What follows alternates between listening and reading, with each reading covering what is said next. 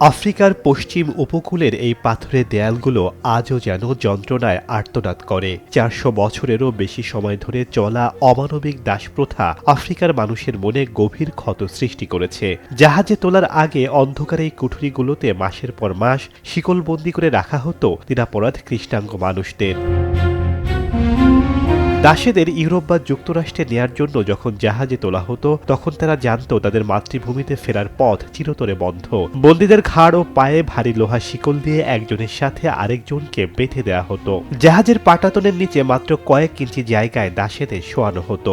মাসের পর মাস মলমূত্র ও লাশের সাথে তাদের শুয়ে থাকতে হতো। যারা অসুস্থ হতো, খরচ কমাতে তাদের জীবন্ত অবস্থাতেই সমুদ্রে ছুঁড়ে ফেলে দেয়া হতো। একবার বিক্রয় হওয়ার পর দাসীদের বাজারে পশুর মতো নিলাম করা হতো। তপ্ত লোহা দিয়ে শরীরের চামড়া পুড়িয়ে এঁকে দেওয়া হতো মালিকের নামের সিল।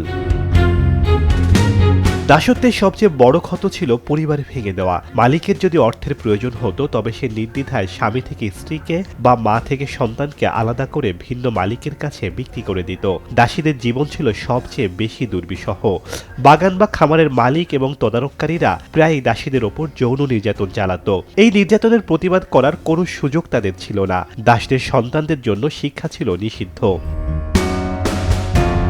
ইউরোপীয়রা দাসত্বকে বৈধতা দিতে প্রচার করছিল যে আফ্রিকানরা অসভ্য বা নিচু জাতের। এই বর্ণবাদী চিন্তাধারা আফ্রিকার মানুষের মনে গভীর হীনমন্যতা ঢুকিয়ে দিয়েছিল। বিশ্বজুড়ে আফ্রিকানদের যে বর্ণবাদের শিকার হতে হয়, তার মূল ভিত্তি সেই পুরনো দাস প্রথা। শেখ সাদি মারজান, সময় সংবাদ।